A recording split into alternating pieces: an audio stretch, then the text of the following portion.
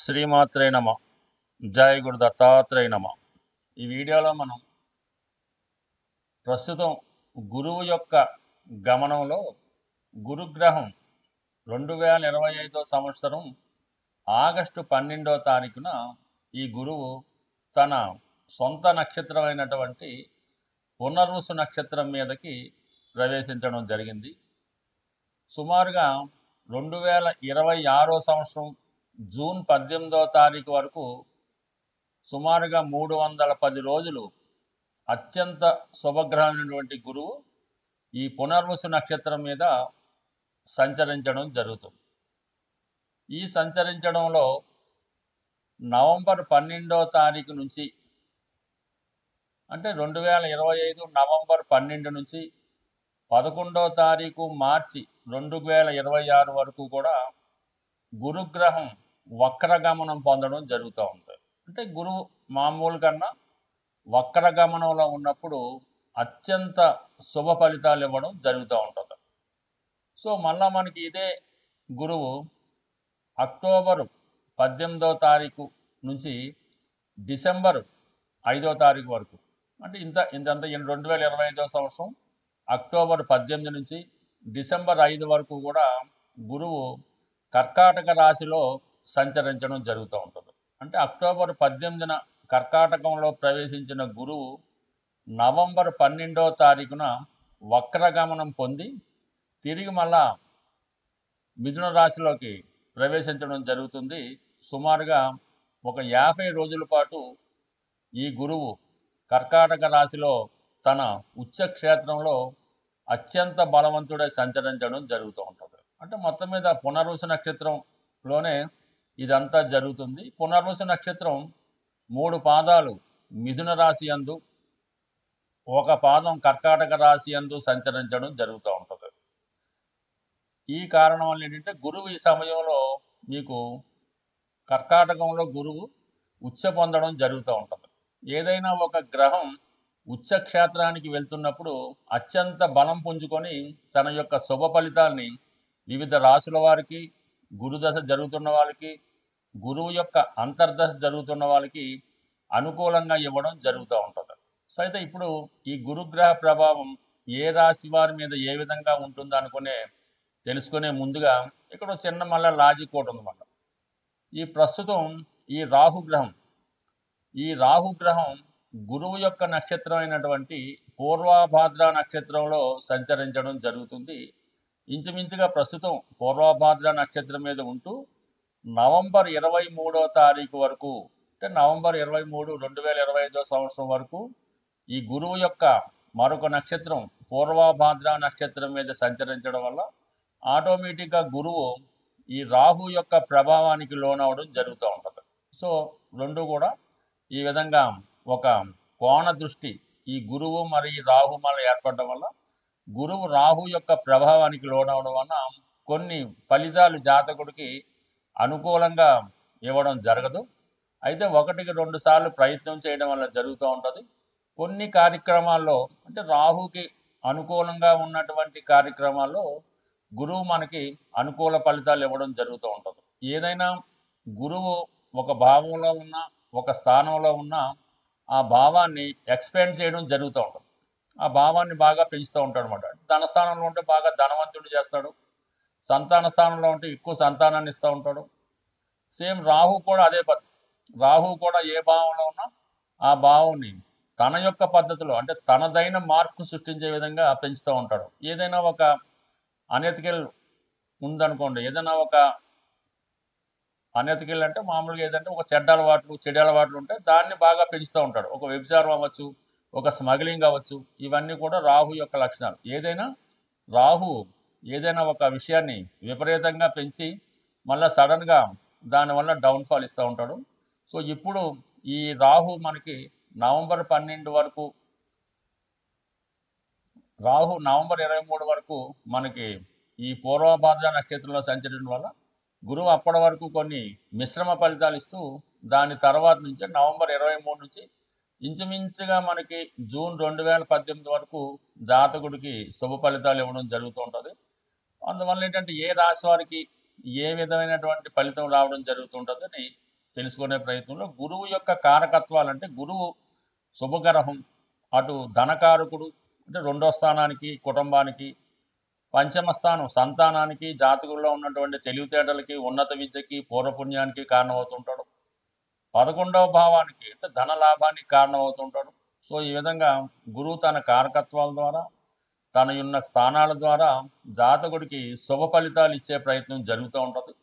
So ఏదైనా ఒకే నక్షత్రంలో అంటే గురువు యొక్క నక్షత్రం ఏంటంటే పునర్వసులో ఈ 310 రోజులు అతి రేరుగా సంచరించడం జరుగుతూ ఉంటుంది. అంటే ఏదన్నా పునర్వసు నక్షత్రం అంటే చాలా బలమైన నక్షత్రం అన్నమాట. అంటే ఏదైనా ఒక ప్రాంతం కానీ, ఒక వ్యక్తి కానీ, ఒక వంశం కానీ ఏదైనా దారి తప్పుతున్నప్పుడు, అక్రమ మార్గాల్లో వెళ్తున్నప్పుడు, తన యొక్క ఉనికిని కోల్పోతున్నప్పుడు ఈ పునర్వసు నక్షత్రంలో ఆ కుటుంబంలోనూ ఆ ప్రాంతంలోనూ ఎవరో ఒకరు జన్మించి దాన్ని అంతా కూడా మళ్ళా తిరిగి కొత్తగా సామ్రాజ్యాన్ని స్థాపించడం, సస్యశ్యామలం చేయడం, అంతరించిపోతున్నటువంటి ఆ వంశ గౌరవాన్ని తిరిగి నిలబెట్టడానికి ఈ పునర్వసు నక్షత్రం కారణమవుతుంటుంది. అంటే పునర్వసు నక్షత్రం అన్నది ఏంటంటే తిరిగి సాధించడం అన్నమాట. అంటే పోగొట్టుకున్నటువంటి ప్రతిభని సాధించుకోవడం జరుగుతూ ఉంటుంది. ఇప్పుడు ఎవరికైతే ఈ గురుగ్రహం అనుకూలంగా ఉంటుందో వాళ్ళు గతంలో ఏవైతే పోగొట్టుకున్నారో, దేనికోసం అయితే ప్రయత్నం చేస్తున్నారో అవన్నీ కూడా ఈ గురువు మనకి ఈ పునర్వసు నక్షత్రం మీద సంచరిస్తున్నటువంటి టైంలో ఎవరికి ఏ విధంగా లాభం పొందుతున్నది కొద్దిగా రాశుల వారిగా తెలుసుకునే ప్రయత్నం చేద్దాం. సో ఏదైనా ఈ డేట్లు ఇవన్నీ కూడా 1-2 సార్లు మీరు విని జాగ్రత్తగా గమనిస్తే అటు జ్యోతిష విద్యార్థులకి, జ్యోతిషంలో కొత్తగా ప్రవేశిస్తున్న వారికి, అలాగే మంచి ప్రయత్నాలు చేద్దామని ఎదురు చూస్తున్న వాళ్ళకి కూడా ఈ యొక్క వీడియో మీకు బాగా ఉపయోగపడుతుందని ఆశిస్తూ కొద్దిగా డీటెయిల్గా, కొద్దిగా పెద్ద వీడియో అయినా డీటెయిల్గా చెప్పడం జరిగింది. బట్ ఏదైనా శాస్త్రం మీద అభిమానం ఉన్న వాళ్ళకి, కొద్దిగా మైండ్ పెట్టి వింటున్న వాళ్ళకి ఇది ఖచ్చితంగా ఉపయోగపడుతుంది. ఈ వీడియోలో మనం గురుగ్రహ ప్రభావం మేషరాశి వారి మీద ఏ విధంగా ఉండబోతుంది అని పరిశీలించినప్పుడు, ఏదైనా ఒక గ్రహం జన్మజాతకంలో కానీ, గోచారంలో కానీ తను ఉన్న భావం, అలాగే తను ఉన్నటువంటి నక్షత్రం యొక్క ఫలితాలు జాతకుడికి ఇవ్వడం జరుగుతూ ఉంటుంది. అయితే ప్రతి మేషరాశికి గురువు భాగ్యాధిపతిగా శుభగ్రహం, అలాగే రాస్యాధిపతి కుజుడికి అత్యంత మిత్రగ్రహం. ఈ ప్రభావం వల్ల ఏంటంటే కంపల్సరిగా మరి మేషరాశి వారికి గురువు ప్రస్తుతం పునర్వసు నక్షత్రం మీద సంచరించడం వల్ల అటు 9వ భావ ఫలితాలు, 12వ భావ ఫలితాలు, అలాగే 3వ భావ ఫలితాలు సంపూర్ణంగా జాతకుడికి ఇవ్వడం జరుగుతూ ఉంటుంది. అయితే ఈ మధ్యకాలంలో మళ్ళా మీకు అక్టోబర్ 18 నుంచి డిసెంబర్ 5 మధ్యలో గురువు మరి కర్కాటక రాశిలో సంచరించడం జరుగుతుంది. కొన్ని రోజులు రుజుమార్గంలోను, మరికొన్ని రోజులు వక్రగమనంలో సంచరించడం వల్ల అంటే మీకు అటు కర్కాటక రాశి యొక్క ఫలితాలు, చతుర్థ భావ ఫలితాలు కూడా గురువు మీకు ఇవ్వడం జరుగుతూ ఉంటుంది. సో ఈ ఫలితాలు ఏ విధంగా ఉంటాయి అన్నది సింపుల్గా తెలుసుకుంటే, మరి మేషరాశి వారికి భాగ్య ఫలితాలంటే విదేశ ప్రయాణాలు, ఉన్నత విద్యా అవకాశాలు, అదృష్టం కలిసి రావడం వల్ల జాతకుడి యొక్క నాలెడ్జ్ పెరుగుతూ ఉంటుంది.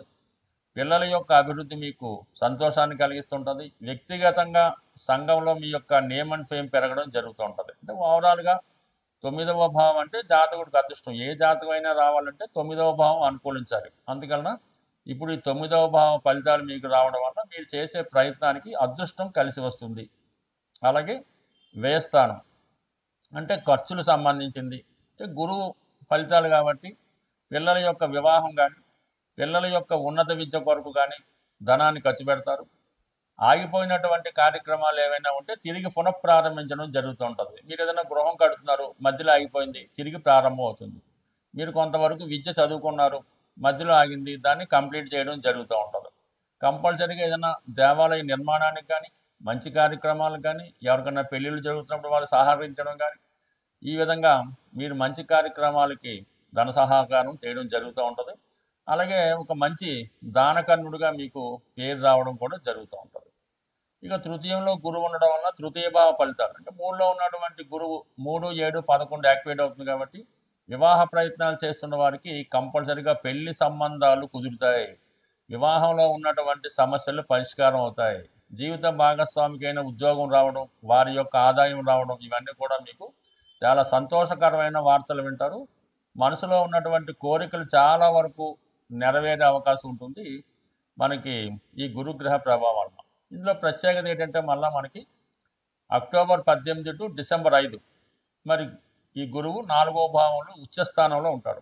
ఎస్పెషల్లీ మన మేషరాశి వారికి ఈ సమయంలో విదేశ ప్రయత్నాలు ఫలిస్తాయి. మీకు ఆస్తి సంక్రమిస్తూ ఉంటుంది. మీరు స్వతంత్రంగా మీ సంపాదించిన ధనంతో ఏదైనా ఇల్లు కానీ స్థిరాస్తి కానీ కొనుక్కోవచ్చు. అలాగే పెద్దల ద్వారా మీకు స్థిరాస్తి కూడా రావడం జరుగుతూ ఉంటుంది. కంపల్సరీగా ఈ మధ్యకాలంలో అంటే మనకి ఆ టైంలో కంపల్సరీగా మీరు ఏదైనా విదేశంలో ప్రయాణం చేయడం కానీ, దూర ప్రాంతంలో ఉన్న పుణ్యక్షేత్రాన్ని దర్శించడం కానీ, ఏదైనా వాహనం స్థిరాస్తి లాంటివి కొనడం కానీ జరిగే అవకాశం ఉన్నది. సో ఇది ఒక శుభ సమయం అన్నమాట. మీ జాతకంలో ఈ 2025 సంవత్సరంలో అక్టోబర్ 18 నుంచి డిసెంబర్ 5వ తారీఖు మధ్యలో కంప్లీట్గా మీరు జీవితంలో చాలా సుఖంగా సంతోషంగా ఉంటారు. ఏదో ఒక శుభకార్యం గృహంలో జరుగుతుంది. అలాగే గృహం కొనాలని మీ ఆశయం తప్పగా ఈ సమయంలో నెరవేరే అవకాశం ఉంది. అంటే ఓవరాల్గా ఈ పునర్వసు నక్షత్రం మీద సంచరిస్తున్నటువంటి గురువు మీకు సుమారుగా 310 రోజుల పాటు అత్యంత శుభ ఫలితాన్ని గురుగ్రహం మీకు అందించబోతున్నాడు. ఆ ఫలితాలు అందుకోవడానికి మీరు సిద్ధంగా ఉండండి. గురుగ్రహ అనుగ్రహం సంపాదించాలంటే మరి సాధారణంగా ఈ రాబోయే ఆశ్వీజ మాసం, ఈ కార్తీక మాసం, కొన్ని పండగలు వస్తుంటాయి కదా. కార్తీక మాసంలో ఎస్పెషల్లీ మీరు ఏదైనా ఒక శివమాల ధరించిన, వెంకటేశ్వర స్వామికి సంబంధించినటువంటి మాల ధరించిన, లేదంటే రేపు దసరాలో అమ్మవారికి సంబంధించిన సంకల్పం తీసుకొని మాల ధరించిన, లేదు అయ్యప్ప స్వామి దీక్ష తీసుకున్న, ఏదో ఒక దీక్ష మీరు అది 40 రోజులు, అర్ధమండలం, 8 రోజులు మీ యొక్క సంకల్పాన్ని బట్టి భగవంతుడు మీకు ఇచ్చిన అవకాశాన్ని బట్టి ఇటువంటి దీక్ష మీరు చేయడం వల్ల మీకు గురువు యొక్క అనుగ్రహం తొందరగా లభించే అవకాశం ఉంది. సాధారణంగా గురువు అటు మీ యొక్క కుల గురువుని కానీ, ప్రస్తుతం మనకు ఉన్నటువంటి దత్తాత్రేయుడు, రాఘవేంద్ర స్వామి, సాయిబాబా వారు, అంటే ఎవరి నమ్మకం వాళ్ళది ఆ గురువుని సేవించడం, లేదు తల్లిదండ్రులను సేవించడం, విద్య నేర్పిన గురువుని సేవించడం, దానివల్ల మీకు గురువు యొక్క అనుగ్రహం లభిస్తుంది. చాలా సింపుల్గా ఒక మంచి పసుపు కొమ్ము తీసుకొని, అది మీరు వ్యాపారస్తులైతే మీరు క్యాష్ బాక్స్లో పెట్టుకోండి, అలాగే ఒక పసుపు కొమ్ము మీ పాకెట్లో పెట్టుకోండి, లేదంటే అది దండకి కట్టుకోవడం వల్ల కూడా, అంటే పసుపు కొమ్ము మీ దగ్గర ఉండడం వల్ల గురుగ్రహ అనుగ్రహం లభిస్తుంది. అదే గురువారం రోజు దైవాన్ని పూజించడం, అంటే గురువారానికి గురువు అధిపతి అవుతుంటాడు. ఆ గురువారం రోజు మీరు ఏ దైవాన్ని పూజించినా ఆ సంకల్పం మీకు రావడం జరుగుతూ ఉంటుంది. బట్ ఏదైనా గురువు యొక్క అనుగ్రహం పొందాలంటే ఎక్కువగా పసుపు వాడటం, పసుపు రంగు వస్త్రాలు ధరించడం, అలాగే పసుపుతో చేసినటువంటి వినాయకుడిని ప్రతిరోజు పూజించుకోవడం వల్ల కంప్లీట్గా మీకు గురువు యొక్క అనుగ్రహం లభిస్తూ ఉంటుంది. లేదు నవగ్రహాల్లో ఉన్నటువంటి గురువు యొక్క స్తోత్రాన్ని పారాయణం చేయడం వల్ల అనేక కారణాలు, చాలా సింపుల్గా కూడా మీరు గురువు యొక్క అనుగ్రహం పొందవచ్చు. కేవలం విఘ్నేశ్వరుని గరికతో అర్చించడం వల్ల అయితేనే, వెంకటేశ్వర స్వామిని తులసి దళాలతో పూజించడం వల్ల అయితేనే, శివుణ్ణి శుభ్రమైనటువంటి గంగాజలంతో అభిషేకం చేయడం వల్ల అయితేనే, సో ఏ కార్యక్రమం చేపట్టినా కంప్లీట్గా మీకు గురుగ్రహ అనుగ్రహం లభిస్తుంది. గురుగ్రహ అనుగ్రహం ఉంటేనే జీవితంలో అదృష్టం దొరుకుతుంది. సో ఏదైనా మరి గురువు యొక్క అనుగ్రహం ప్రతి ఒక్కరు కూడా చాలా సులభంగా పొందవచ్చు. మీరు పెద్ద కష్టపడకుండా సులభంగా మన గురువులు చెప్తున్నటువంటి, అంటే చాగంటి కోటేశ్వరరావు గారు, సామవేదం షణ్ముఖ శర్మ గారు, వారు చెప్పినటువంటి ప్రసంగాలు విన్నా కూడా గురుగ్రహ అనుగ్రహం తప్పక లభిస్తుంది. స్వస్తి.